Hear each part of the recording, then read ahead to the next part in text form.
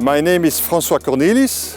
I'm the chairman of the Innovation Circle and of the Innovation Fund, and I'm here today to endorse Trent Miner.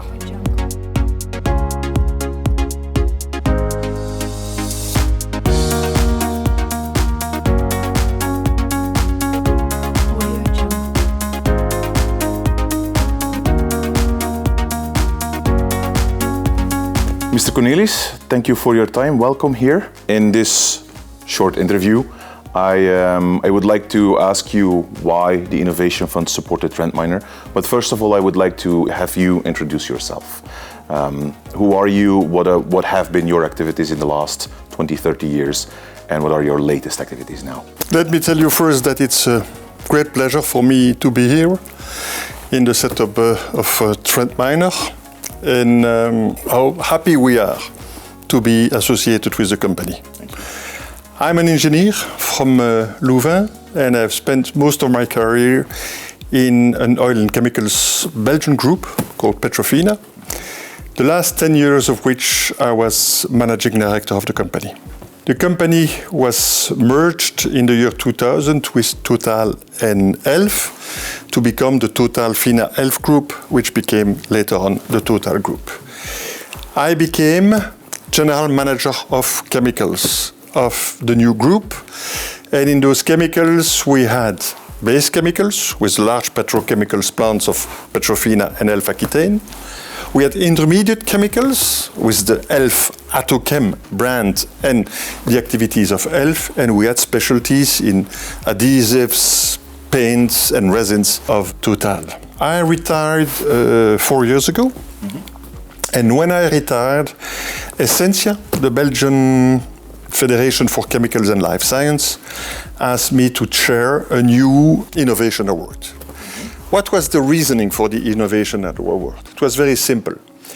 We had the feeling at the time that petrochemicals and base chemicals in Europe were doomed because of shale gas and very cheap gas in the US, because of cheap gas in the Middle East, and we thought that this competition would be too much for us. And we also thought there were a lot of new opportunities in Europe because of this intellectual renaissance that we are going through.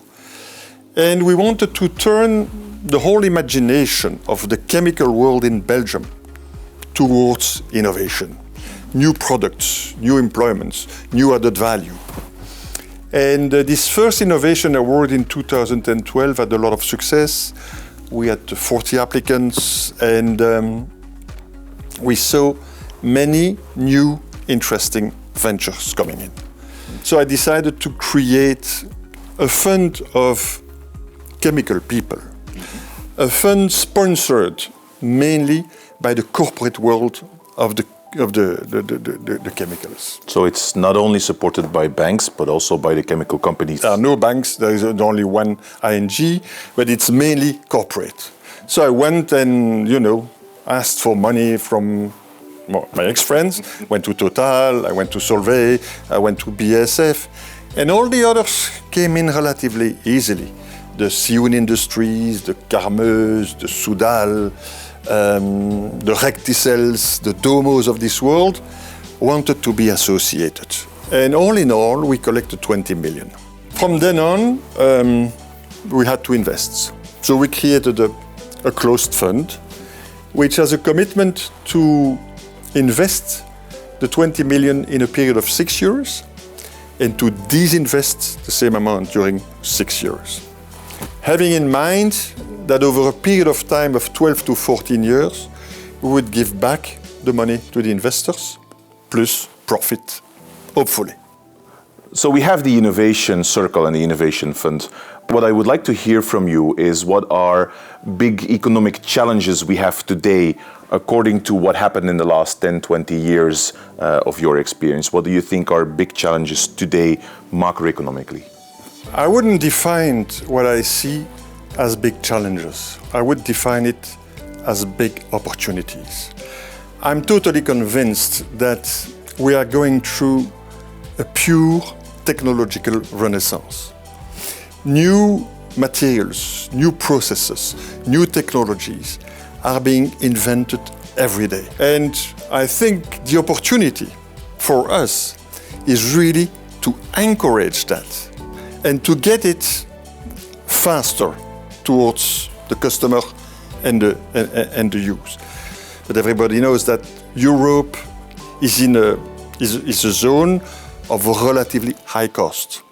So Europe has to concentrate on added value. Everybody says it. Now the question is to do it. And we can do it relatively easily because we have the research installation, we have the customer's density, we have the infrastructure, and we have the intellectual know-how to succeed. What the Circle and the funds are really doing is getting into that in order to cooperate and, why not, be a catalyst for some of those inventors in order to go to market and in order to grow their businesses. You have been part of, let's say, the industry 3.0 in the early 70s when you started in the industry. Like we had the first industrial revolution was the steam engine. The second one was electricity and dividing labor ship, right? And the third one was IT coming into the manufacturing plants, right? And automation of the industry. How did that work for you? How was your experience in that transformation comparing to where we are today with faster, with the industry 4.0, connected devices? We are seeing a new evolution. You've mentioned it a couple of times before. How does that compare to you? What are the big differences between the Industrial Revolution in the 70s, 80s and today?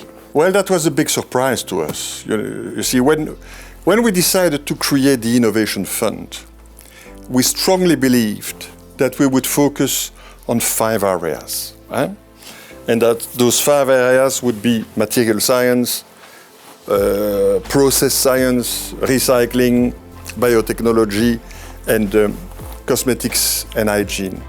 And in fact, as soon as we started working with universities and with laboratories and with research centers, we realized that the most important for the future could probably be Industry 4.0. And while we had not forecasted that, we finally invested into internet companies, into data companies, which were not into the original scope of the Circle, but which looks to us as being really part of the future of the chemical industry. And while you could say at the prospect, this is not pure chemicals. No, this is not pure chemicals. But the chemical industry will not be run in the future without that contribution. And that contribution will be essential for our plants and for our companies to succeed. And that's how we got into this. And I'd say by learning, we moved from 5 specific areas to 6. Let's go back now to the Innovation Fund. The Innovation Fund supports now 6-7 projects of magnitudes from 30K angel investment to 1 million for Trent Miner. Why Trent Miner? Why from, I'm not sure, how many companies do you listen to on a yearly basis? Why did you pick Trent Miner? And secondly, most important question, why does Trent Miner get the biggest bonus of all the companies you invest in? Because we believe that they are going to be successful. that is the first reason. Let's say that. We've met Trent Miner at the Innovation Circle and we were all impressed by the quality of the presentation and by the pertinence of the object. We thought that an association between our investment fund and Trent Miner was a pure win-win situation. As I said earlier, for me, the most important was to create a club of corporates and of people who want the success of chemicals in Belgium. It's clear in the mind of the managers of Trent Miner that having access to the Solvays, the Totals, the Siuns, the Carmeuse of this world was extremely important, because they really want to make this research in partnership with their clients. Their customers are their partners, that's what we understood. And in fact, it seemed to us to be a very nice mission for the fund to be associated with people who could get active progress in the plants of our industry. Obviously, Trent Miner has convinced us about that. They've convinced us also because there are a mix of people coming from our industry and from Industry 4.0, which can be a successful combination. And I think the investment committee had no difficulty in agreeing with that, and I hope that it will be a very successful association. I hope that together with you. Mr. Cornelis, thank you very much for your time, and let's build some success together.